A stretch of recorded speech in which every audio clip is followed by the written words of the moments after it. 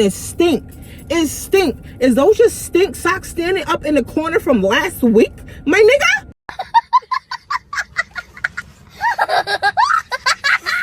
My McDonald's shirt. I said, oh shit. My hat done fell. I said, oh, this is the last time I'll be at this job because they sure gonna check them cameras and fire me. Hey beauties, welcome back to my channel. If you're new here, be sure to like, comment, subscribe. And if you're not new here, hey girl, hey, how you doing? How you been? Where you from? Where you at? So yeah, I know y'all been waiting on part 3, so let's get straight into it. Y'all already know the routine. Y'all know how this go. Before we get into part 3, I have to address some of the questions that y'all had. So the first question was, how old was he? I was 24. He was 34 at the time, okay? He was 10 years older than me. Yeah, he was definitely 34 because I used to crack on him about being old. And he was like, wait till you get 34. And now I'm 32. So now I'm 32. That means he what? He old. Okay, anyway, I would have been pushing him in a wheelchair by now had I stayed with him. Why didn't you call the cops on Omar? I did call the cops on Omar multiple times, probably in part 4 or part 5, okay? Definitely call the cops on him, okay? Real OG beauties know that. Next question, Tamika.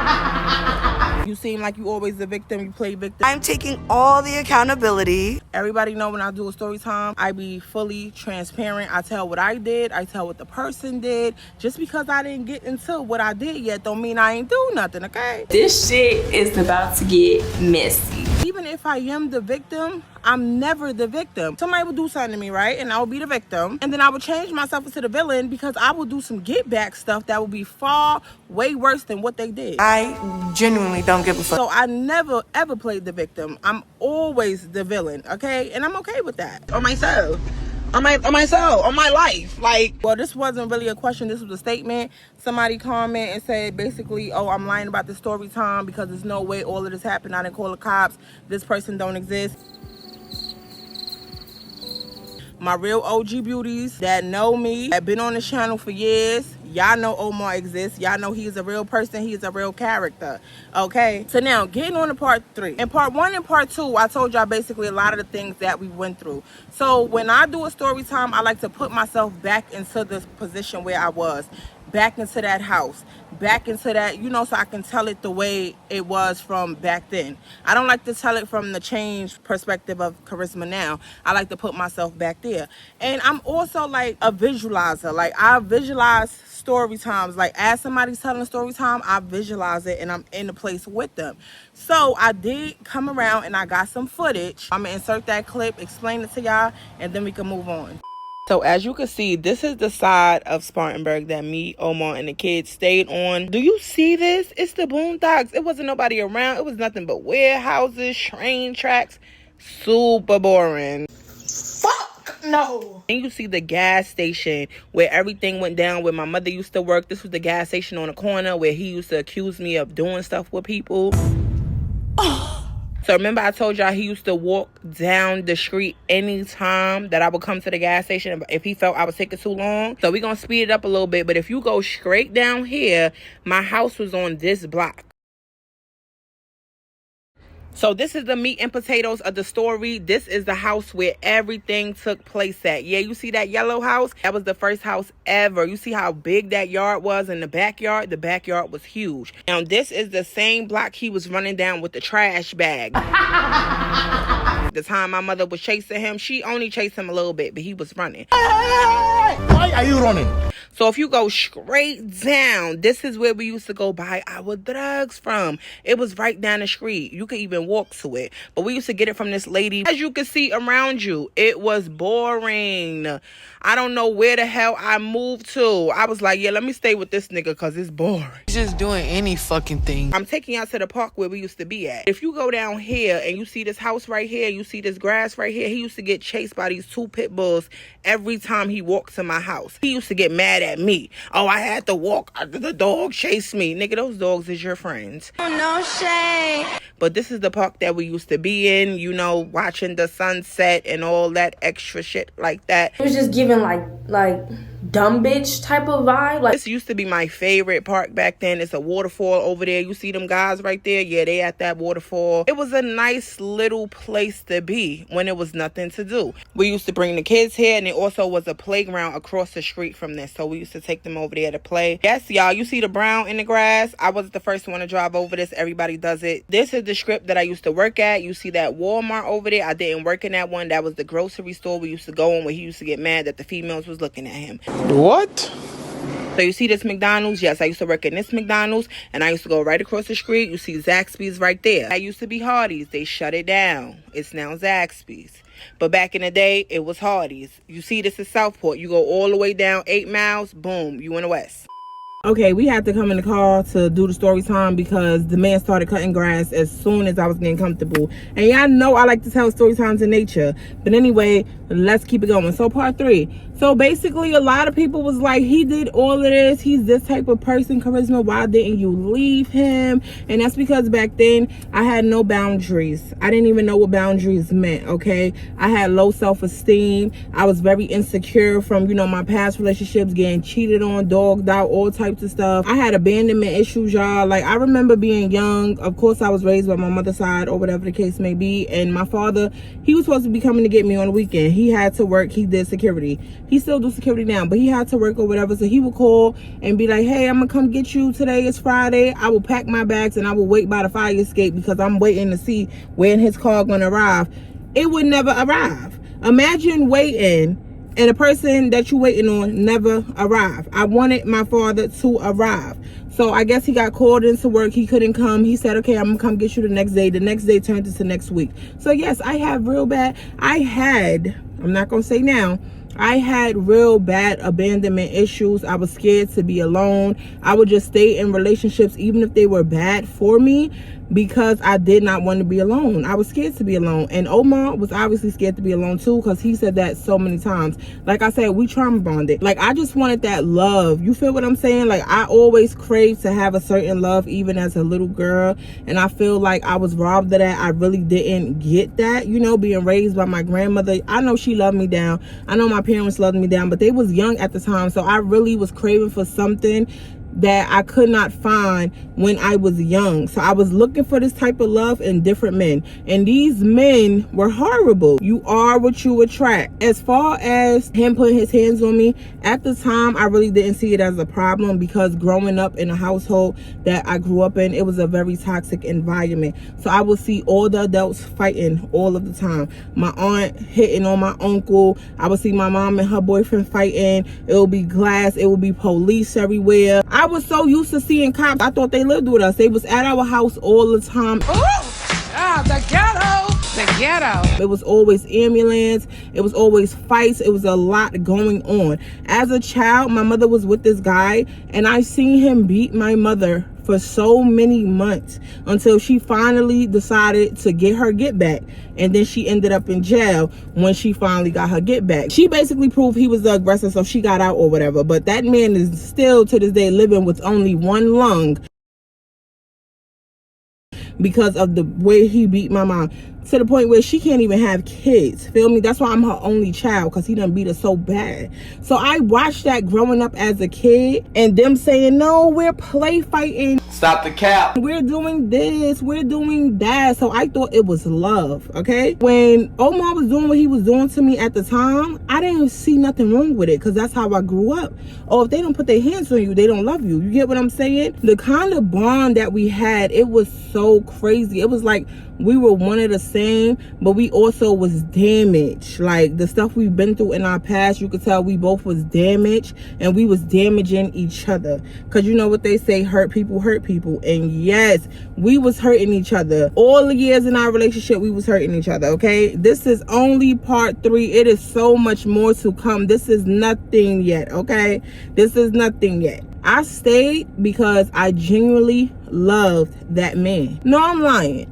I didn't love him. I loved the potential that he had, but he didn't even see that he had this type of potential. It's like something was always holding him back. You could tell he wanted to be a good person. Like, whatever was happening in his past, You could tell it was really affecting him, like something from his childhood, or it was a lot of things he couldn't let go. Like, you in your 30s and you couldn't let it go, and now I'm in my 30s, and now I'm like, damn, it was certain things that I couldn't let go when I first turned 30. Now I'm 32. That shit out the window. I don't even care. So let's dig a little bit more into Omar's past.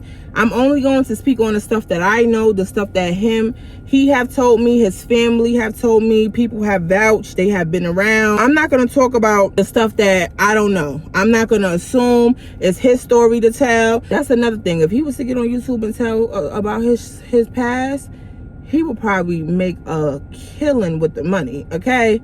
He would probably make a killing, because I thought I'd been through some stuff, but from the mouth of his own mother, yeah, they done been through some stuff. Let's get a little bit into his background, because y'all know a lot about me. So boom, his mama was on drugs. His daddy was gone. He had a brother and a sister. So the mother, she would leave. She would go on her days, vengeance, just gone overnight, days at a time, no food in the house. So Omar, he was doing what every young man started doing when they needed to take care of their siblings. He went and he hit the block, and he was getting that bread. He was getting that bread. He was feeding his siblings. He was paying the rent. He paid the rent and did everything that he could do up until he couldn't do it no more. Because we all know, when you selling drugs and all of that stuff, you're going to keep going to jail. You're going to run into undercovers. That is not something long term that you can do. It is not sustainable. So it's not going to last.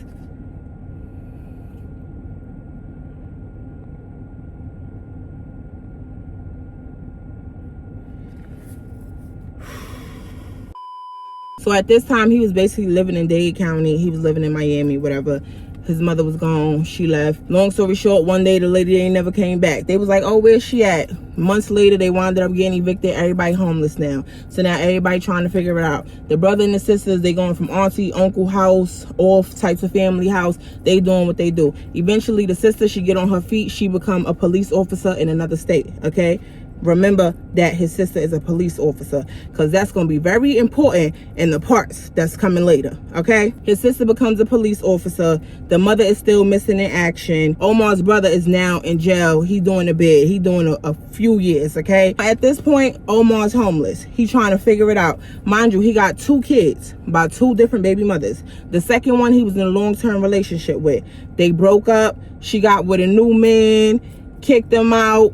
He homeless. He trying to figure everything out. She won't let him see the daughter. The new nigga that she with basically like, yeah, because I'm her daddy now and all of that. Now they getting in the shootouts and all types of stuff. Call the police.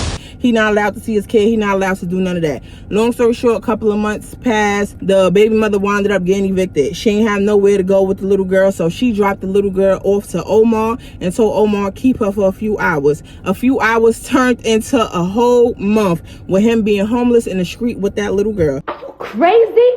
They sleeping in the back of stores and on pallets, all types of stuff. How do I know that? Because he had the pictures to prove it. Okay, when we first got together, he showed me all of the pictures where he used to sleep in the back of the stove, how they used to break into abandoned houses just so he could give his kids somewhere to live. Feel me? It was ironic how he couldn't see the kid, he couldn't do nothing for the kid when you was with this dude, and now you become homeless. You go be with that dude and you just leave your kid outside in the street. It didn't make no sense. Long story short, he kept the kid until his baby mother got on her feet. She came back and got the kid. He tried to take her to court to get custody of the kid, but he was not stable. He did not have a crib. So they gave the kid to the mother. He was broken after that. He started using his own supply. You feel what I'm saying? He started getting high. He started getting angry. He started getting into fights. He started going into jail. He started having shootouts. He was sleeping in the street. He was going through a lot. He was trying to stay alive. He was basically fighting for his goddamn life. Child, it's so much. He need to tell his own damn story because I don't want to tell his story, okay? Anyway, so boom. The mama meets the stepdaddy, okay? The man that I say is his daddy, that's his stepdaddy, not his real daddy. He come from money, feel me? He drive around famous football players and all types of stuff. He got some money. The stepdaddy take the mama and move her to South Carolina, Spartanburg to be exact. And he get her cleaned up and he get her nice and going, and he say, baby, you gonna be a housewife, okay? You sit here and I'm gonna go drive these players around state to state to state, and baby, you could swipe my car. He put her up in a house, feel me? Have her living lavishly. So you know she felt bad. But now that the mother's finally up, now she wants to save all her children. One of the children's in jail. One of the children's already doing good. She's a police officer. The last one to save is who? Omar. So she sends for Omar. Omar gets here on the bus. He got a bag with just a couple outfits in it. He don't have nothing. So of course the mother feels bad. She's like, damn, I didn't give him the love that he deserved when he was a kid. So now I'm gonna try to pour all into him. I'm gonna try to spoil him. I'm gonna try to give him money. I'm gonna try to bribe him. I'm gonna try to give him all the love that I could give. By that time, Omar was done for, okay? He was done for. He done been through it. Long background. He done been through the streets. I'm talking about selling DVDs. That's how bad it was. The nigga had pictures of him selling DVDs on the street while his mama is up here, up in a house put up. Was it her responsibility because he grown? No, it wasn't. But your kids wasn't his responsibility either. His siblings wasn't his responsibility either, but he did what he had to do for his siblings, okay? So now she feels like, oh, I'm a bad mom. Let me do this. Again, it's too late. This nigga has to recover from the drug he was on. He has to, you know, fix his mental. He have to get right. I met him at a point where him trying to get right and fix his mental. Mind you, he was having withdrawals and all of that when I met him. Like, it was still going on. Like, he was having the withdrawals. He was, you know, I feel like he was smoking the weed to try to stay away from the other stuff. But then again, he was new here, so he couldn't find that other stuff nowhere anyway. So that's why he was smoking the way he was smoking. Because it's like, damn, I'm smoking this weed, but I'm not getting high how I used to get high in Miami with the other stuff. You're not going to get high. That's all I can tell you. That's the only part of his background that I can tell you about that I know that is a fact that I have heard from people. Now, moving along. The stepdad that's with the mother, he was not feeling Omar. You could feel the energy, the tension every time he was around, which he was rarely around too, because like I said, he used to go from state to state driving around football players. He was home for maybe twice a month for 2 days, feel me? Like, he took care of every bill. The mother did not have to work, but because she wanted to provide for her son and give her son all the things that she couldn't give him when he was a child, she decided that she was gonna work. Because the stepfather, one thing about him, he kept telling her, he always reminded her, your son, I get that y'all been through whatever, but your son is a grown man. You're not going to coddle him like a baby. You're not going to enable him. You're not going to do none of that. He's going to get up and he's going to earn his keep. He's going to cut this grass. He's going to do something around his house to earn his keep. He's just not going to stay here for free and do what he want to do. He wasn't respecting their rules. The mother and the father, they don't smoke weed, so they don't want you smoking weed in their house at all. They would go in his room, find roach clips. He smoking in there, trying to cover it up with incense, spray, and all of that, just disrespecting him. He was not listening. So the stepfather really wasn't feeling him. But because he loved the mother, he accepted him. He was like, you know what? I'm going to tolerate him because I'm with the mother. But really, I don't like you. I don't like you for nothing in this world. You feel me? When it came to money, the mother had to sneak Omar money. Like, I'm talking about, like, meet me at the ATM before he see me. Child. Anyway, so meet me here, do this, do that. She used to have to sneak him money because the father used to always say, if he not earning his keep, he not out there cutting no grass, cutting down no trees, building a shed. The stepdaddy, he could build some stuff. So they used to be building sheds, and they built the whole back of the deck and all of that. They built all of that by themselves. Feel me? So he like, if he not out there in this yard doing no work, he's not getting no money. I know that's right. I know that's right, bitch. The mother wanted to enable him. Oh, he don't gotta do that, honey. He don't gotta do that, honey. But she couldn't say that to the stepdad, because if she say that, guess what? Her water supply gets cut off. Now you don't get no money. So the money that the stepfather is giving you, you're giving some to your son, and the stepdaddy like, I worked for this money. This money is for you, my wife. It's not for him. But it was also biasness when it came to that situation, because the stepdad also have a daughter that lived down here, and she got a couple kids or whatever. When his daughter needed something, oh, she could get all the money she wanted. She could get spoiled. She could go shopping. She could do anything she wanted. But when it came to Omar, it was like, no, he a grown man. He need to figure it out on his own. So the mother always had an issue with that, because she was like, why is it when it come to your daughter, she could get whatever, but my son can't get nothing? Why? Because he's a man. Like, I really don't understand that. So that's what was going on in their household, feel me? Like, the stepdad wasn't really feeling him. He knew that. He always used to say it. He would never say it to the stepdad. He was never going to get his mother water supply cut off, because if the stepdad cut her off for the funds, then who else is cut off? Omar. And that job at Hardee's wasn't doing him no good. I'm not gonna lie, one thing about him, he gonna get up and he gonna go to work. He gonna go to work, he's gonna hustle, he gonna get his money. Getting the money was never the issue with Omar. It was always the money management. You get what I'm saying? It was always the money management. When he would get on board with me and he would just let me handle the funds, let me handle this. At this point, nigga, you need an allowance. Hold on, drop this into the savings. You use this to pay for this. Mind you, you don't even have no goddamn bills. So what the hell would you spending all of this money on? So then, I ain't gonna lie, once I found out that, oh, you ain't got no bills at all?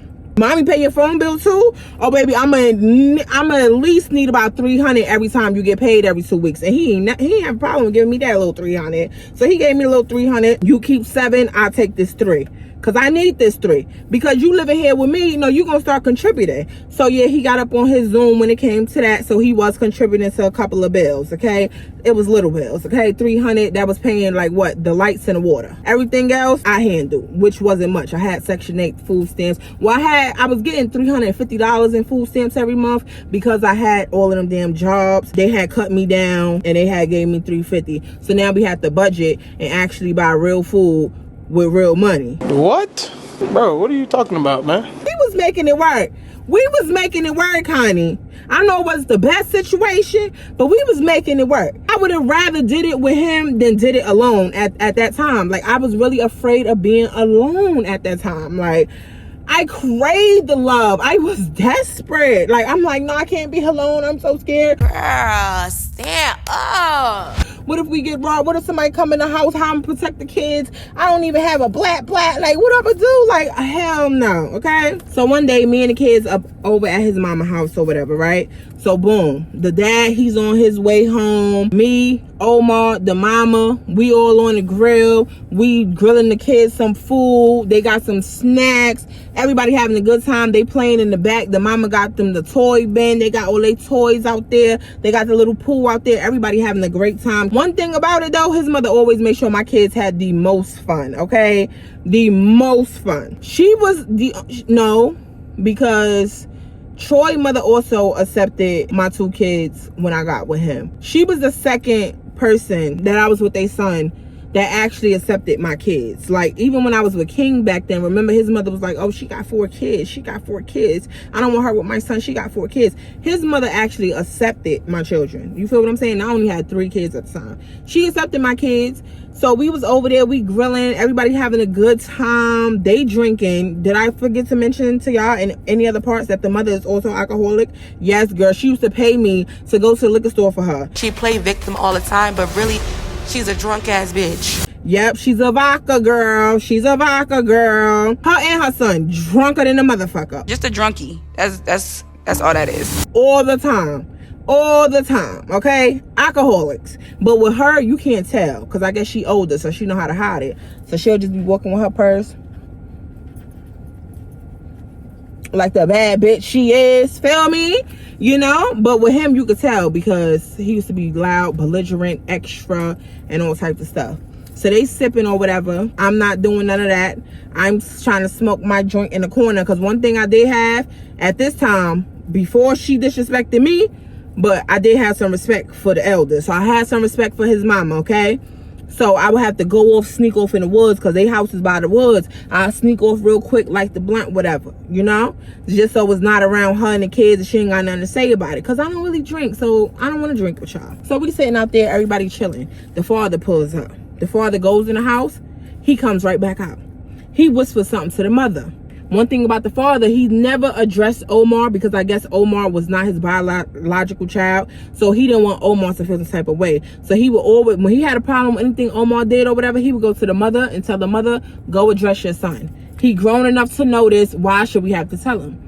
So I had a mother coming to Omar and she's like, when do you plan on cleaning your room? You're a grown man. I shouldn't have to keep telling you to clean up after yourself. And Omar just starts going off.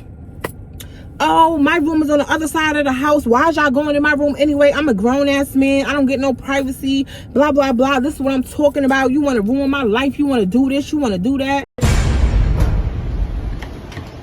I'm like, it can't be that bad. Mind you, Omar never home. Like, he's home to wash up, take a shit. Because I told you he got to go all the way to his house, take a shit. That's weird. Even if he was at work, he would say, hey, I'm going on break, and he would go all the way home and take a shit. Feel me? He would just go over there, take a shower, get a change in clothes, come to my house, spend the night, go back home in the morning, brush his teeth. Like, everything he did was home, but he just slept at my house. So I'm like, it can't be that bad. It's probably a couple pair of clothes on the floor for him changing or something, leaving behind. Y'all, I go in there, it's a whole bunch of Tropicana boxes. What is the shit I say he been drinking out of? The Welch's thing? This time I'm really put a picture on the screen for y'all so y'all know what I'm talking about. But these bottles, there was a whole bunch of those bottles. It was chip bags. Everything that he had eaten in that month was in the room. Not the food, but the bags. Like, for example, he had Taco Bell. That Taco Bell bag was there. He had McDonald's about 18 times that month. It was there. And because I used to work at McDonald's, I always used to bring him a free meal anyway. Yo, you want a Big Mac bag? I'm gonna bring you a Big Mac bag. So all of the bags, all of the frappe cups, all of the Dutch guts that he's spraying on the floor, on the carpet, everywhere, clothes everywhere. I'm like, this is ridiculous. This is ridiculous. Like, you was a grown man, like, you nasty like this? But I didn't judge him. And you know why I didn't judge him? Because I remember once in my life where my room looked like that. And that's when I was going through depression. I didn't want to get up. I didn't want to do nothing. I just didn't want to feel, y'all. I just wanted to just be by myself in that dirty room. My mind was cluttered. My room was cluttered. I went through that type of depression. So I'm like, damn. But he kept denying that he was even depressed. You are depressed. You crying 24/7 about your kids. You want to see your kids. The second baby mother won't let you see your kids. Every time you call to talk to your daughter, her boyfriend get on the phone, nigga, I'm her daddy now. No, the fuck it's not. No, it's not. And then you crying and screaming on, when I get to Miami, I'm gonna fuck him up. And I'm just sitting here like, bruh, just stop. Just stop. So then you keep visiting Miami just to see these kids. The first one you could see with no problem because the mother ain't bitter. The second one you can't see because that nigga gonna boom your ass. So now he's sneaking to the girl's school and seeing her through the gate when she on break. Hey, how you doing? Da-da-da. Like, it was like, damn. But he did go some routes to see his kids, though. He did go some routes. Like, them plane tickets all the time that he was going to Miami. I would say, like, every 2 weeks at this point, he was going to Miami. Like, he was making sure. And then it dropped down to once a month. But he was making sure I'm going to see about my kids. I don't care if I die. I don't care if that nigga pew me. I'm going to see about my kids. That's one thing I can respect him about. He wasn't good with money. But when it was time to get that flight, oh, he was good with that. Oh, yeah. I spent everything else, but I got that flight to Miami. I'm going to see my kids. I don't care if I got to sleep on a sidewalk once I get there. I'm going. So one thing about Omar that you got to understand, he was a very animated character. I'm talking about he cried more than a little bit. And I didn't know that nobody could cry more than me. Sometimes I cry for no reason. Like, I'm an empath. Say I see a reel or something, or I see a TikTok and they blessing this lady or helping somebody, I just be crying and don't be knowing why. The kids be like, mommy, you okay? And I'm like, I can't believe she was living on the street with her son. And my kids be like, it's not that deep. You don't even know them. Girl, shut the fuck up. I'm a crybaby, you know? So he was a crybaby. He cried for anything. He was so animated with it, though. He would drop down to his knees. No tears. Bitch! No tears. Never no tears. He would drop down to his knees and start, oh, God help me. And then the shit that used to piss him off is because every time he would do this, my kids used to bust out laughing. You know, my kids is young at the time. They not taking nothing serious, and neither is their damn mama. My kids would bust out laughing at this dude. And I'm just sitting here like, kid, shut up, shut up. He like, this is what I'm talking about. Even the kids take me as a joke. Even the kids, still no tears. Still no tears. I would have to turn my face, especially when I was high, just not to laugh at him, because I would be like, damn, bro, like, he in the room, he dropped down to his knees. This is what I'm talking about. Nobody respect my privacy. I'm a grown man. You know what? I'm moving out. I'm gonna get my own spot. Watch this. All the women in my life want to disrespect. Just going off. Why you talking about all of this stuff instead of just cleaning the room? Why do somebody have to tell you to clean the room as a grown adult man? Nobody should ever have to tell you, yo, clean this room. No, this room should be cleaned already. Why am I telling you? I'm getting irritated, for real, for real. So you think I'm gonna wait till somebody say, Charisma, it's time for you to go wash your ass? No, I'm gonna go wash my ass. Why somebody gotta tell me to wash my ass? If my ass stink, I'm gonna smell it before anybody else. Why would she say that? Like... So why you not just cleaning the room? He went on a whole rant. He was going off on his mother, talking about how she be playing favoritisms with his daughters, which I did witness. She do. So the older daughter, the light-skinned daughter, looked just like the mama. She spoiled her. Had the same name as Omar, the little girl. Spoiled her down. She called on her birthday. She sent her money, cash app, whatever she want. The other little girl, because she didn't like the mother and how the mother did her son, which she always, oh, she did my son so bad. What your son did to her? What your son did to her? Oh, okay, because you're not telling that part. But you're weird. Because we don't know what that man did to that girl in Miami. Because you don't even know half the stuff your son used to do to me. Because when I used to come to you, my son is not like that. Bitch, you don't even know your son. You left him there to die. Fuck you. You don't even know your son, ho. I know him more than you do. Stop talking to me. The mother used to piss me off now that I'm thinking about it. She lucky she was old, or we would have definitely had to catch them hands. I'm not going to hold you. Because she just used to have a smart ass mouth. Like she knew everything. Like, girl, you were drunk, ex-crackhead, your son is a recovering, whatever. Stop playing with me, bitch. You be like, yeah, because you don't love my daughter. You be picking and choosing, playing favoritism. And she like, no, I don't. I love them each the same. He said, so why when the youngest daughter call, you never pick up her calls? When she graduating or she needs something, she need back to school clothes, you never send her nothing. You never do nothing. But the oldest one, you give her whatever she want.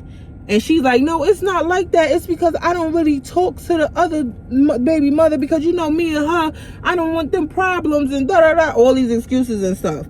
And I'm just like, what do her not liking the daughter or the favoritism have to do with this dusty ass room, my nigga? Sister, is you okay? He always going left with it. He always going left with it, bro. No, we gonna go right with it, my dude.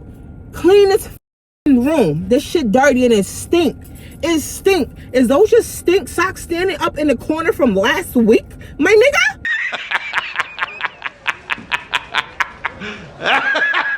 Nah, we not doing that.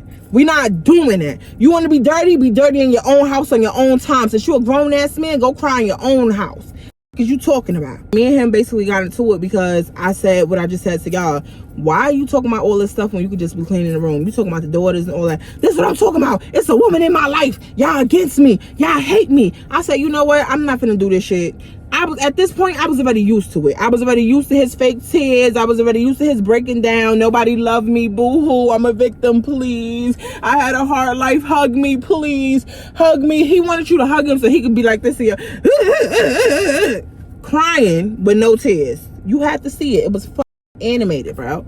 It was animated. I used to be like, he's starving in the movie. And then he always just say that, you know, I could be an actor. I could be an actor because I'm really funny. You definitely could be in a Tyler Perry movie. The way you used to drop down to your knees, God! Yeah. And then my kids used to be laughing. They used to get mad at me. Tell them to stop laughing at me. I'm not about to get into it with no 6-year-olds about laughing. You funny as hell. Like, why are you on your knees rolling around talking about, God help me? Like, is you okay? I don't think he was okay. He never really ever took accountability now that I'm even thinking about it. Because all of that could have been avoided. Like, you see the kids having a good time. We grilling. We all in good spirits. You could have just said, Ma, you know, I've been busy at work or whatever like that. Just give me a couple days or give me a few hours and I'm going to have that done for you. You feel me? It won't happen again. Just give her that respect because you're staying in her house rent free. Just clean up. She not asking you for much. What she asking you for is free. It don't cost no money or none of that. He could have just said that. But no, he dragged it. He dragged it so bad. We walked out the room. Me and the mother just looking at each other laughing like, here we go. I went in there. I popped open a Corona. Like I said, I don't drink. I popped open a Corona. I threw that lemon in there. I threw it back. Whole thing. Now, I ain't gonna drink no hard liquor, but I'm gonna get me a little buzz because he just blew my high. Like, with all that crying shit and you're not even crying. Mind you, the kids still outside. Playing around, don't even know what's going on in the house, don't even know his room dirty. We out there, whatever, we having a good time with the kids.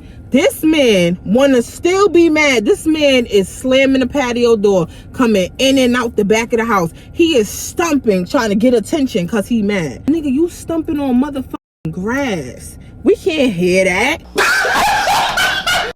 We can't hear that. So I'm laughing, I'm joking, we all still having a good time. He just stumping. Nigga, this is grass back here in the backyard. We can't hear them stumps. We hear the patio door, but we ignoring it. We turn the music up. We turned up. All this because you got to clean your room. And you just had a breakdown like you was an 8-year-old. Stop it, my dude. Stop it, okay? Y'all, so I'm going to tell y'all a couple of incidents that occurred. I'm not going to go in order because I don't really remember the order that they went in, but I remember the incidents, okay? So everything that I done told y'all so far, from all the way from part 1, 2, and this part 3, all of this transpired within a year. A lot transpired within a year. That's why so many parts, feel me, just for 1 year. From 2018 to 2019, it was so much that happened, feel me? So it was this one day I had gotten into a car accident, right? If you go back to my channel, this video right here, I had did a couple of years ago stating that I had gotten into 3 car accidents in 1 week. Boy, ain't no way, boy. I'm telling you, the juju was bad dating this nigga. It was a dark cloud over both of us. Feel me? God kept giving me signs and signs and signs. Charisma, leave that nigga, leave that nigga. I'ma keep making your life worse. And I would not listen. So God was dragging me through the mud, feel me? I'm not gonna tell y'all the whole story because it's a story time for that, so if you want to go back and watch that, you can. To sum it up, me and the kids went to Aldi to go to the grocery store. Me and Omar was arguing that whole entire day because he kept talking about, oh, you don't want to spend time with me, time. He always wanted time. You always want attention. I gotta go grocery shopping. Shut up. You complain about going grocery shopping with me, I take too long, so boom, don't come. I take my kids, apparently I was going too long, whatever the case may be. While I'm in the store, somebody come over the loudspeaker and say, somebody just hit and ran my parked car in Aldi parking lot. By the time I go out there, the lady is gone. I call a police officer, they make a report.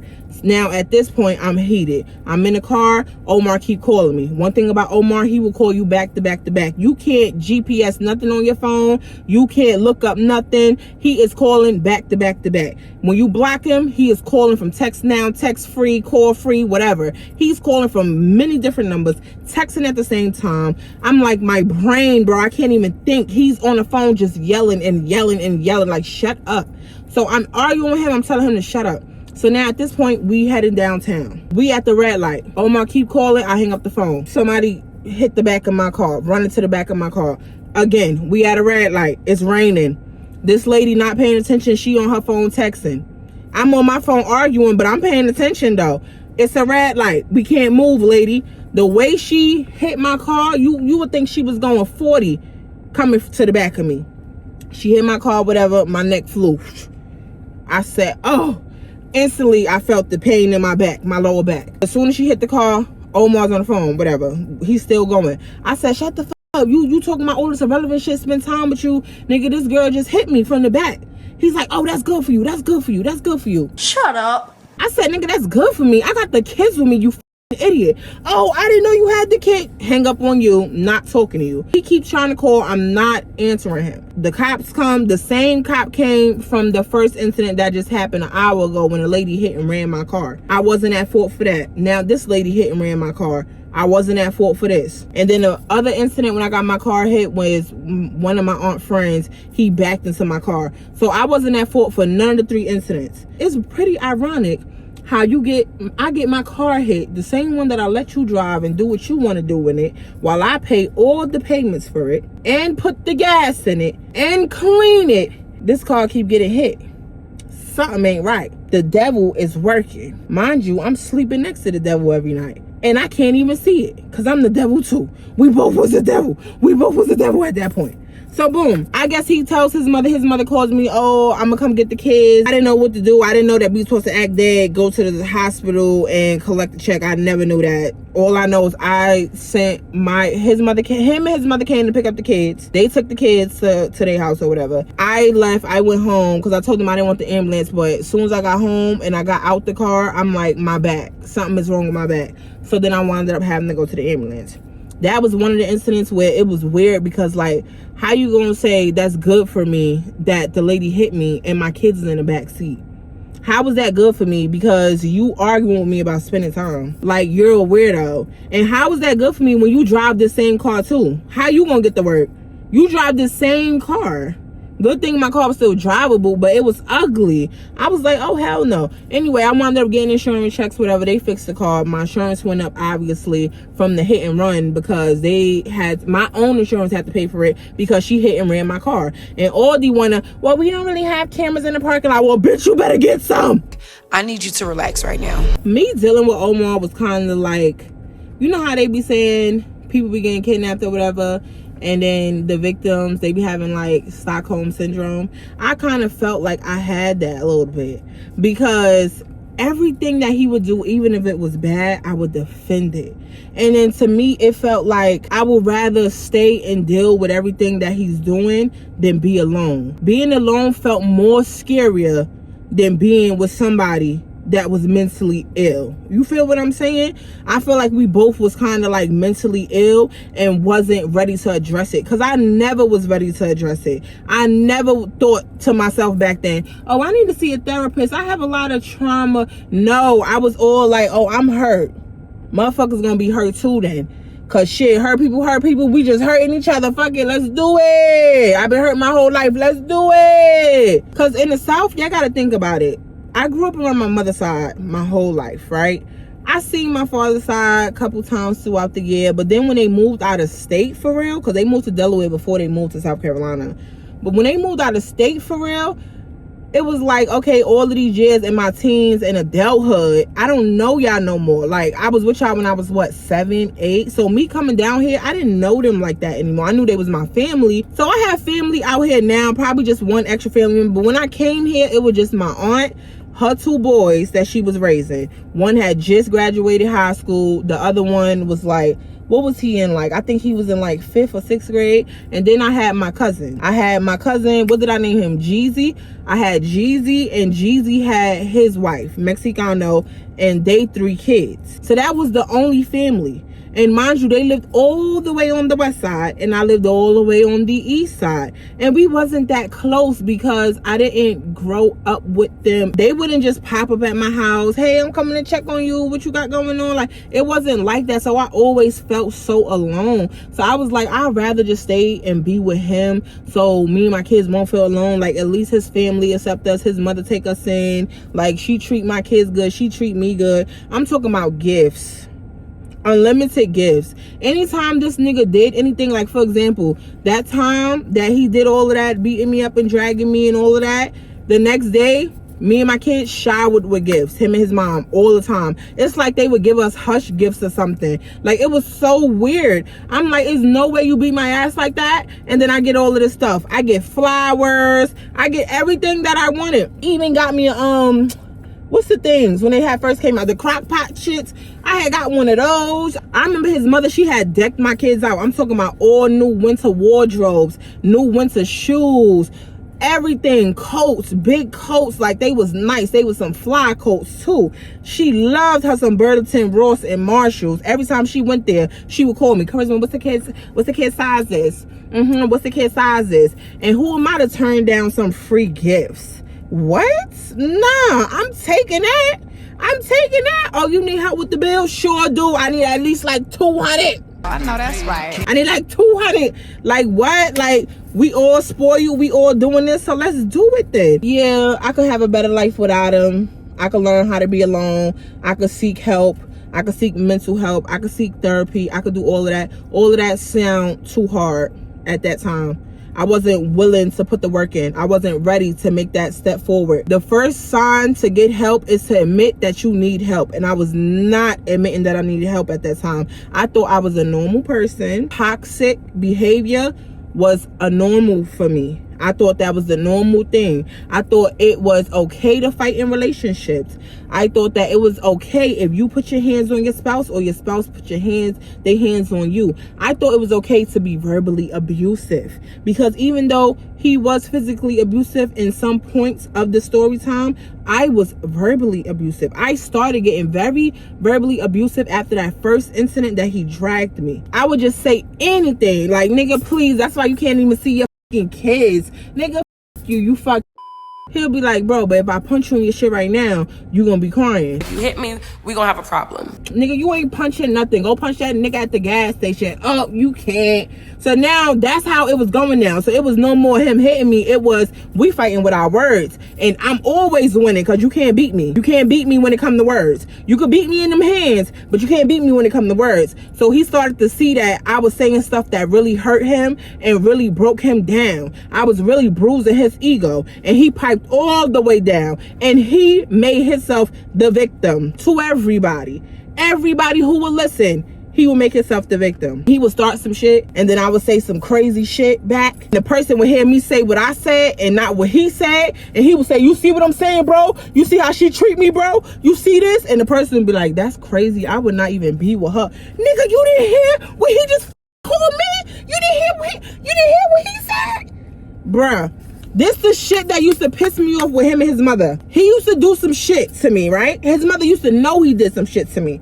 And I would get my get back. Like, oh, you did this? I was doing shit like he would leave out my house. I had like 4 steps to go down my porch. And I would kick him down the steps. And run back in the house and lock the door and be laughing behind the door. Because back then, I thought everything was a joke. I thought everything was funny. I was so immature. So I would kick him down the steps, watch his skinny ass go flying. I would run back in the house, lock the door, and be laughing. Ha ha, ha ha, you can't get me. He would do stuff to me. His mom would know he'd do stuff to me. And then when outsiders would come around, he would be like, yeah, she do this, she do that, she do this. And I'd be like, no, I don't. You do all of this and all of that. And he'll be like, no, I don't. She only saying that because she had a hard life growing up. Her mama was a crackhead. Bitch, that shit is weird as fuck. She was raised by her grandmother. Nobody really loved her. So she not used to the love that me and my family give her. Just straight gaslighting me. In my face. Him and his mother would do that to me. Like, they would be telling people in my face, like, yeah, because she crazy. We trying to show her how to be loved the right way. Because her family never loved her. She was raised in the ghetto. She was raised in the trenches. Be fucking for real. Bitch, you was a motherfucking crackhead who left your kid. You.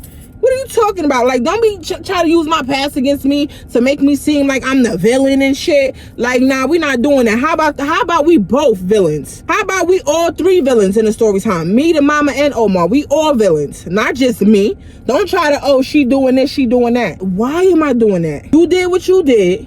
I reacted. You mad at my reaction.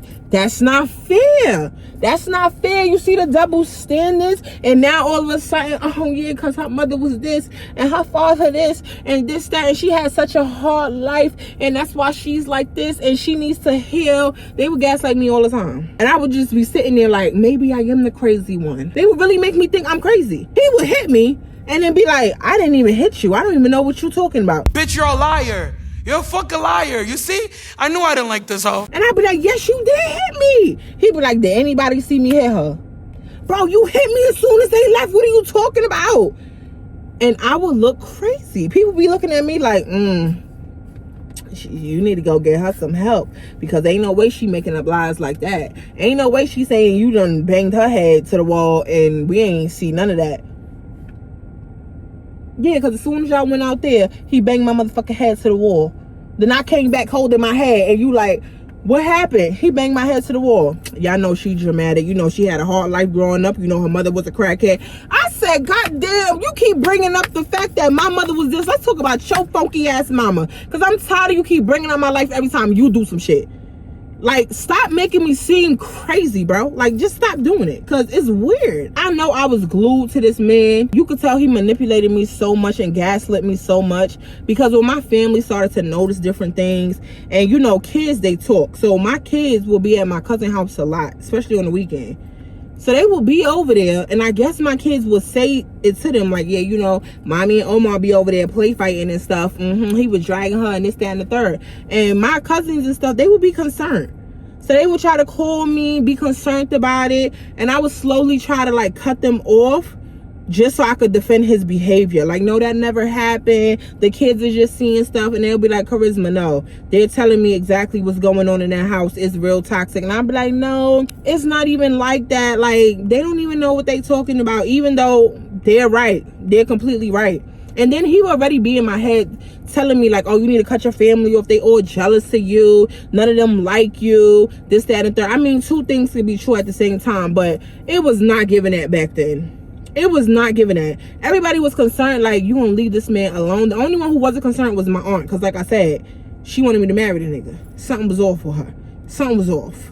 Okay, so I never was telling the truth, like, yeah, he do this, he do that. I was just like, no, you know, like, he don't do that. I said, y'all over there happy? Why y'all all trying to get into my relationship? Y'all just want me to be single. Y'all want me to be alone so bad. And they like, we don't want you to be single, but we want you to be with somebody who love you. The love is reciprocated, and your kids don't have to go through toxic shit just to get love. And I'm like, y'all don't even know what y'all talking about. Like, he told me that y'all was jealous of me anyway. He told me that y'all was using me anyway for my money and stuff, and y'all was charging this for babysitting. Like, that's too much. He told me. You're a dummy, bitch. You will never know shit. My dumb ass cutting off the only motherfuckers that could help me. Back then, for some reason, my cousins would not let me cut them off. They was like, bitch, we'll be here Friday when you drop the kids off.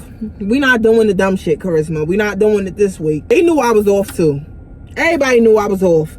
Okay? It's like he only wanted me to be around him. He wanted me to cut everybody off. I wasn't allowed to have friends. I wasn't allowed to have family, but you could have friends. You could have family. If anybody did anything for me, if one of my family members even gave me $20, it would be like, oh, what you need that for? I take care of you and these kids. Y'all my family. Me and my family hold y'all down. You don't need none of them. All you need is us. You feel me? I'm there for you all the time. Like, he would do some shit and then think he was saving the day like Superman. Like, I'd be like, damn, we got a cutoff notice of the lights. I forgot to pay the damn light bill last week. And he would be like, I got you, girl, I got you. Then he would pay it and be like, you see what I'm talking about? You see how I'm there for you?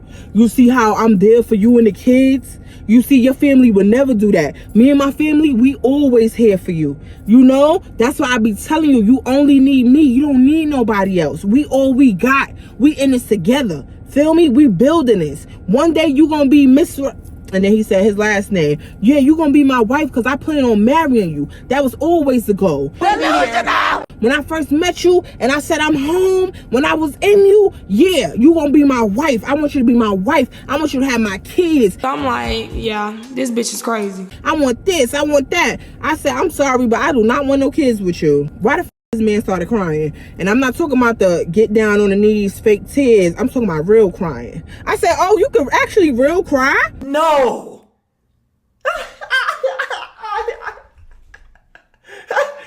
There's no way out of this. I don't know why I said that. That sent him off. I said, oh shit, let me take this serious. He like, so you don't want my kid? But no, I don't want your kid. I don't want to be attached to you for life. I know this ain't gonna last, but I'm having fun while it do last. Cause my motto when I was younger was just get a new nigga to get over another nigga, because you know you lonely and shit and you're desperate and you need love and you're seeking it in all the wrong places, and nobody's telling you that you're a dumb bitch and everybody's enabling your stupid ass behavior. And yeah, you think this is love. You think y'all going to the park laying down at night smoking weed and looking at the stars is love, bitch. That's what you think. I'm in the same park that we used to lay around. I'm in the same part. When I pulled up here, I said, shit, I hope he do not pull up, because he still live over here. But that's the only reason why I ain't show y'all in the clips that I showed y'all earlier. That's the only reason why I ain't show y'all where his house was, the distance from his house to mine, because he still live in the house. So, you know, I don't want to dox nobody. I don't want to do too much. It's crazy. It's like, you know how you go somewhere, how you used to go with your ex, and it's like all the memories come back? Nah, when I come here, I don't get good memories. I just feel roaches. Oh, roaches. Like, that nigga didn't give me butterflies. He give me roaches. He give me bed bugs. He give me, you know? So like I said, when Omar was good, he was good. And when he was bad, he was bad. No matter whether he was good or bad, he was draining all times because his personality is so huge. Like, his personality is so huge. I'm not gonna lie.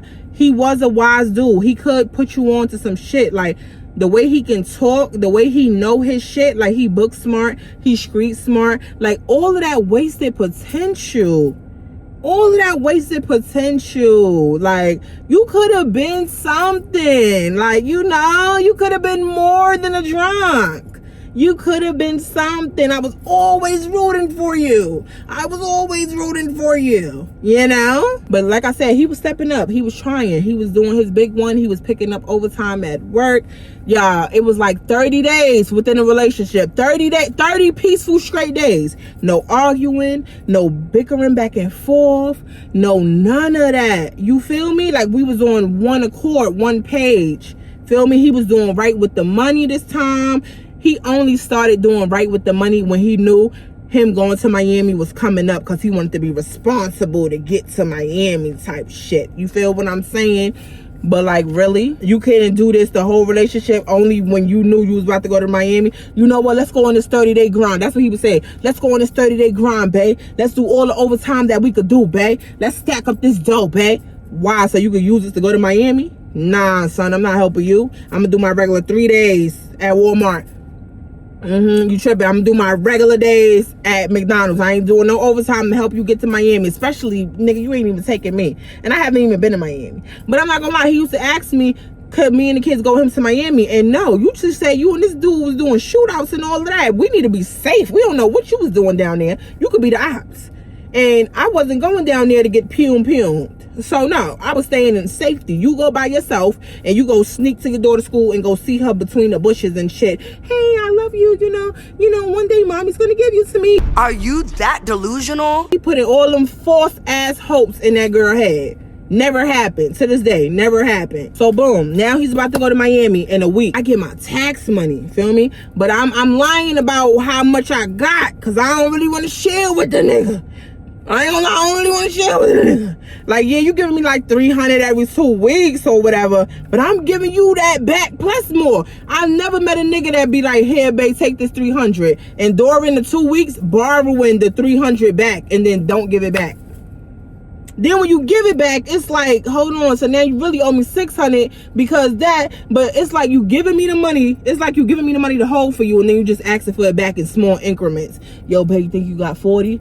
Yo, babe, let me hold 40 and that's how I get that thing. Why would you give me 300 to ask for it back?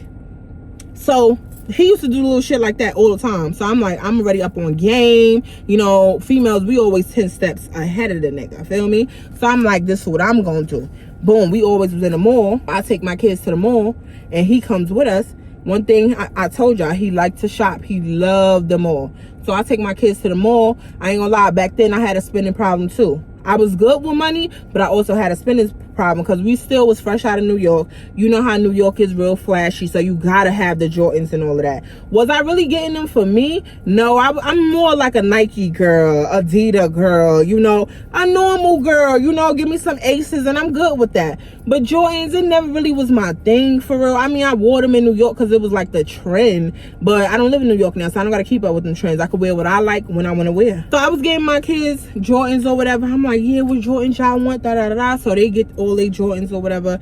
I pay for the Jordans. So he tells me, oh, I'm going to Miami in a week. I want to get my daughter these same Jordans. I want to get my daughter these same Jordans. During that day, I had spent, like, at the time, my bank limit thing was like $1,500 and I had spent like $1,500, so my bank card had locked, so I couldn't get the Jordans for his daughter. So I told him, listen, we're gonna wait the next day and I'm gonna just give you the money for you to come get him. And honestly, I'm gonna give you more than what the sneaker cost in the first place because I want you to splurge. I want you to not only get one pair of sneakers for one of them, get a pair of sneakers for both of them and probably a couple outfits. You know, back then stuff was a little cheaper than what it was now. So he like, oh, okay, cool. So the next day, boom, I give him $400. At this time, he's still driving my car. You feel what I'm saying? So he goes to the mall or whatever. At the time, I'm transforming my kid's room. So I'm painting a room. I put new bed sets, a new TV. I did their room real nice, real comfortable. Sincere had his own room. The two girls had their own room. Everything was straight. So I'm painting the room. I'm distracted all day. So he comes back. I'm like, yo, you don't got the, mind you, my cousins is there. They helping me paint and all that. Feel me? Mexicano. She can fix anything. Love her Mexican ass. She can fix anything. So when I didn't know how to do it, and Omar wasn't really a man like that to put no shit together. He never really knew how to put no shit together. He would try to put it together. Oh, I know how to do this, and break it. So I would always call Mexicano. Hey boo, you trying to make at least 200 today? Hey, you free to hang up these TVs? How much you want to charge? Hey boo, you trying to make 100 today? Hey boo, I'm gonna need you to do this for me. You trying to make at least 500 today? You know, she was always doing everything, building all my stuff and everything like that. She's over there painting with me. I'm distracted. He comes back. I'm asking him, hey, did you get the sneakers for your kids? Did you get them their stuff? And he's like, no, I gotta go back tomorrow because they ain't have her size. I'm like, okay, cool. That night when I'm dropping off my cousin, because I went to pick her up, so she didn't bring her car. So when I'm dropping her off to her house, I'm in my car. So I say, look in the back seat. I look in the back seat on the floor. I see a box of Jordans. So I pick up the Jordans. It say size 9. This little 10-year-old, what was she, 10 years old at the time? I know damn well this little girl don't wear no size 9. I seen pictures of this little girl. She don't wear no size 9. I open up the box. I see the receipt on it, $234. I never forget that number because I punched that nigga 234 times. Yes, I did that. And you would do it too? I know he didn't lie and say he wanted sneakers for his kids. And honestly, I only gave him the money for the sneakers for the kids because you coming with me to do stuff for my kids. You and your mother buy stuff for my kids all of the time. Even without me asking, you and your mother always coming through for my kids. So I felt it was only right. You know, we've been together a year now. Let me at least do something for your kids. You know, that's selfish. I already got their daddy. I might as well help out a little bit here and there. But nigga, you took the money to go get your own sneakers? Oh, nah, we not doing that. We not doing that. We get into a huge argument. I come back. I'm like, so you got these motherfucking sneakers today? You did that. You did that. This nigga argues me down so good and tells me, you don't even know my child. Like, she's 10 years old, but she wears size 9. She be playing basketball and stuff. Remember that picture I showed y'all, her basketball tournament? Yeah, I remember. And I got kids. By the look of her feet, she wear like a size 5 in kids. Because I wear size 7 in kids. Her feet ain't bigger than mine. She don't wear no damn 9 in men. You wear a 9 in men. I know you wear 9 in men because you going shopping for sneakers every damn week. And you bringing in size 9 in men. I don't know how his feet were so small and his thing wasn't. If they feet is big, they thing is big. That's not always true because his feet was real tiny, but that thing was thinging. That was a horse. That was a horse. And I was going to see about my horse every time.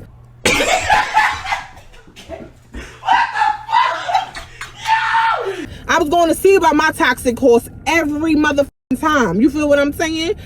But this time, no, I was pissed off about them sneakers because, nigga, why did you lie to me? It was always little white lies like that here and there, you know? So, boom, he goes to Miami or whatever. He comes back from Miami. He's there for about a week. He comes back or whatever. I'm in grind mode. I'm just making my money. He checks in about twice that week. That's suspicious. I knew he really hardly was checking in. Because you in your hometown, I already know you probably going to see all your old hoes, all your old flings. Do I really care? No, because I know where you coming back to. So it is what it is. Have a great time. Make sure you use a rubber. I can't be in Miami to stop whatever you gonna do anyway. Make sure you use a rubber. Don't play with my motherfucking health. And yeah, nigga, anytime he would go to Miami and come back, he always be like, you always got doctor's appointments. Yes, boo. My OBGYN know me. She know me by first, middle, and last name. She know my birthday by heart. You know how many times I laid on her table every single time you came back from Miami, or I even thought you was cheating. I was on her table getting this cootie cat check. Yeah, because if you ever give me anything, you going in the grave. You going in the grave. And he always said, why you always got doctor's appointment? Nigga, why don't you have? What's up with men? Y'all just wait for the girl to go to the doctor and say, oh, well, you clean, so I should be clean too. I don't think it worked that way. Won't you go get yourself tested? Won't you do that? I never really be seeing men go to the doctor. That's why now I be asking niggas, let me see in my chart. I got mine on my phone. Yeah. Let me see in my chart though. Don't play with me. We not doing it. We not doing it. Okay? Another incident. Let's talk about it. He got me fired from McDonald's. How did he get me fired from McDonald's? Kids is gone. They at my cousin's house. I'm about to go to work. In the midst of me going to work, earlier that day, I put it on him. I got that nigga sleep. That nigga snoring. That nigga knocked out. Feel me? So boom. As I'm getting ready, it's about 9:40-ish at this time. 9:40 p.m. His messenger start ringing from Facebook. So I'm looking, I'm like, damn, I ain't never really touched his phone before. I ain't never really had no reason to go through it.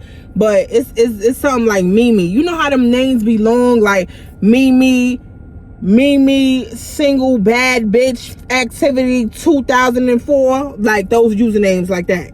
It was like one of those calling on Messenger. So I'm looking at the phone. It's the angel and the devil. And the angel like, Charisma, no, just mind your business. He don't go through your shit. Don't go through his shit. Give this man some respect. Give him some privacy. And the devil like, bitch, she calling for a reason. He sleep. The messenger didn't wake him up. The sound didn't wake him up. Answer it. I'm like, nah, I'm not gonna do that. Nah, I'm not gonna do that. So I walk off. I go into the bathroom. I go to brush my teeth. In the midst of me brushing my teeth, the phone start ringing again. I look, it's Mimi. I look at him. I give him about 3 seconds to open them eyes. Them eyes don't open.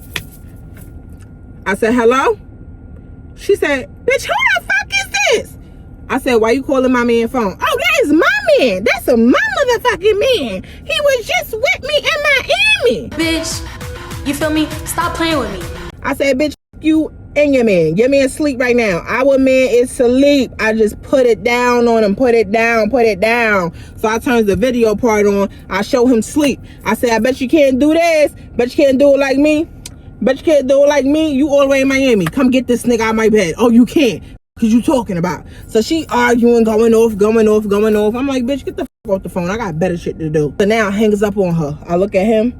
He's still asleep. Cool. It's 9:45 at this time. I got at least 5 minutes to hurry up and go through this phone. So I go through the phone, hit Messenger. He over here telling his homeboy how he met up with a different chick, not the Mimi chick. He met up with a different chick, and this bitch crib had roaches all in it and all of this stuff like that, and her crib was so dirty, and how she served him a cup of liquor and he put his cup down, and when he went to pick the cup up, it was roaches in the liquor. What? He was telling his friend how he was so disgusted by it and he would never fuck that bitch again and blah blah blah blah blah, right? So now I'm in my head like, damn, did you even go to Miami and see your kids, or did you go see all your old hoes? I'm confused. So first you lie about the sneakers. So you ain't bought Jordans for you to get fly to go to a roach bitch house? Huh? Don't piss me off.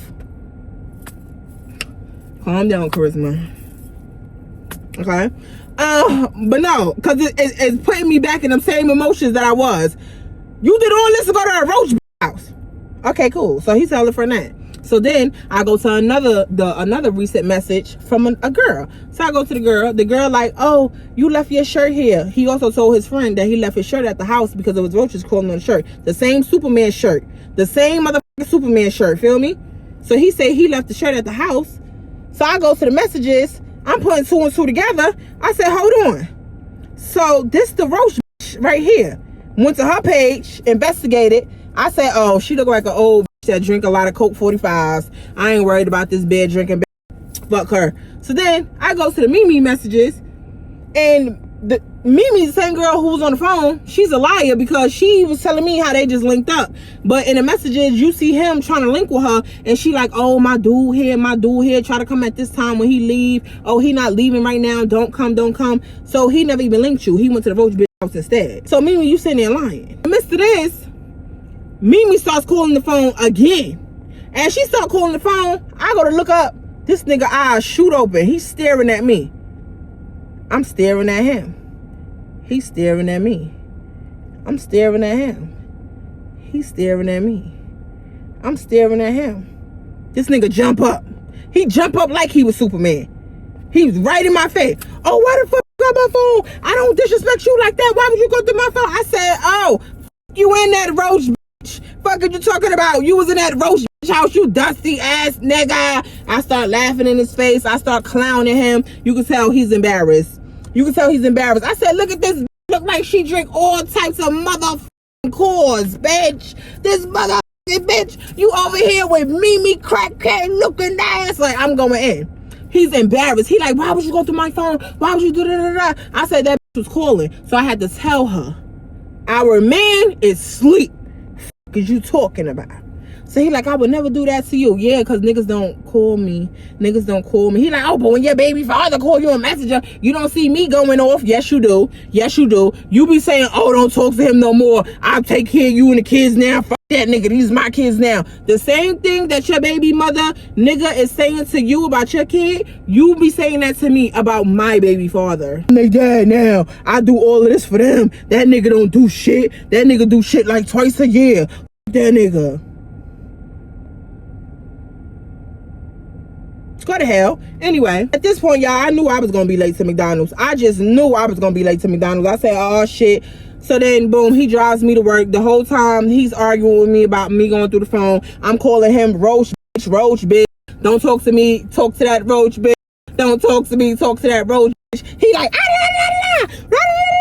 and I'm like, shut the fuck up, Roachy. Shut up, Roachy. I see the type of bitch you like. So you over there, motherfucking Miami with that roach bitch.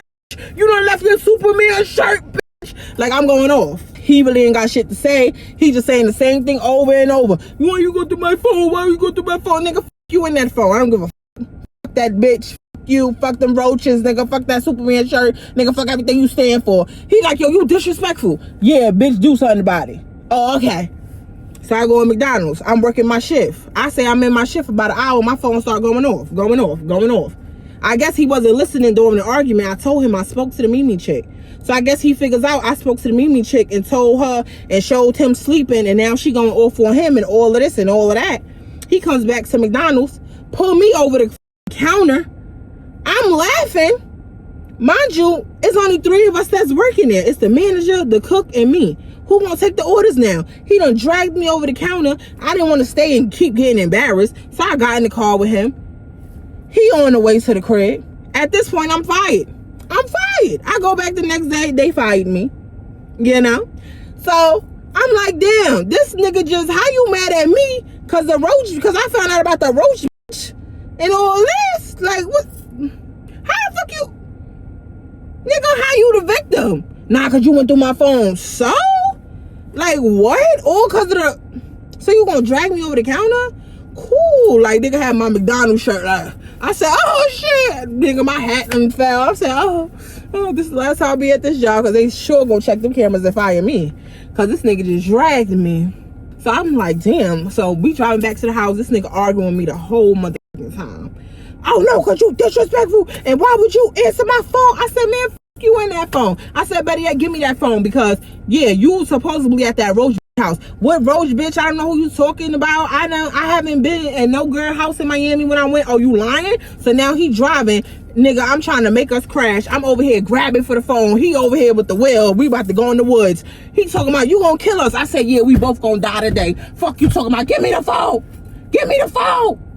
You know that movie, I think, Why Did I Get Married? When she said, where's the phone? I want the phone. That's how I was. Give me the phone. Give me the phone. As soon as I snatched that motherfucker phone, that nigga car stopped.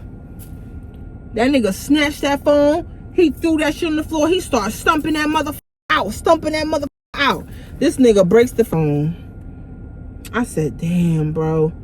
So I picked up the phone to make sure it was actually broken. He like, yeah, phone broke now. Now we ain't got this problem. Now you ain't got to worry about them hoes. I'm not with them hoes. I'm with you. I'm all the way in the South. Why you worrying about bitches from Miami? Nah, you ain't gonna gaslight me. You was at that roach bitch house. He was mad, y'all. He was embarrassed the whole night. I was trolling him the whole night about that roach bitch and his Superman shirt.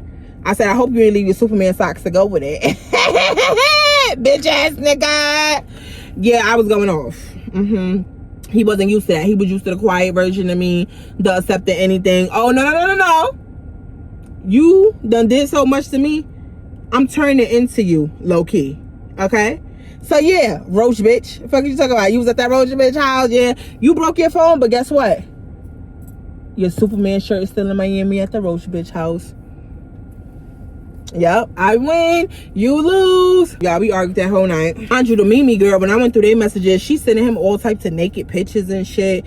Girl, Who raised you? You should know never to send your body to no man, because as soon as he get mad, bitch, now you're public. Now your coochie is all over Twitter. You never supposed to do that, okay? She sent him all types, and she was so skinny too. She sent him all types of pictures, bones sticking out and shit, you know, just bones sticking out. She got the real tight, strong jaw and shit. I'm like, is this a man? I didn't know. I didn't know if it was a man or woman, but you know, that's what happened. So before we end this video, right, because I'm tired of talking about this nigga. You know I need to take breaks in between talking about this motherfucker.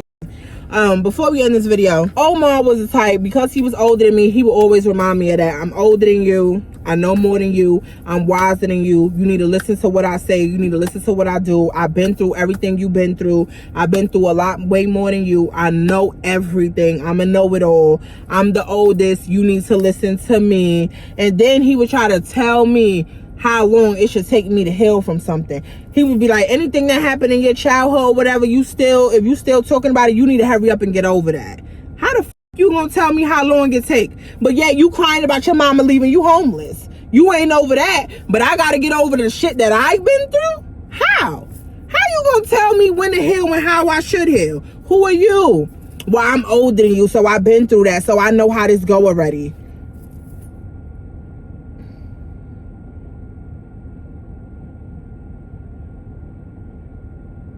How do it go, Sherlock Holmes?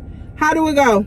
Because if you know how we go, then why you ain't putting the work in? Why you ain't changed, man, yet? Why you ain't healed yet? But you get to tell me. He will always try to little girl me. Any situation. No, you a little girl. You don't know how to do that. Little girl? Bitch. Who's a little girl? Like, what? He would be like, oh, get over it. Get over it. Like, it's no excuse for you to still be a dumb bitch after all of these years just because your family was dumbass bitches from the trenches. And who the fuck are you talking to? And I would just be like, who you talking to? Like, why do you keep, it's like you low-key be trying to judge me. So I would always hit him with the, stop bringing up that my mom's a crackhead when your mother was a crackhead. The fuck is you talking about? Like, let's not go there. Let's not go there, Sherlock Holmes. Let's not go there. Meet me here for part 4 because I'm tired of talking about this nigga. And this video done went on for 2. I didn't even end the video because I was tired of talking. I really ended the video because I seen him walk past the park, but he ain't see me, so I had to get up out of Dodge. And the reason why I knew that was him, because everybody know Omar love him a good bucket hat and the button-down shirts, the tank top with the button-down shirt.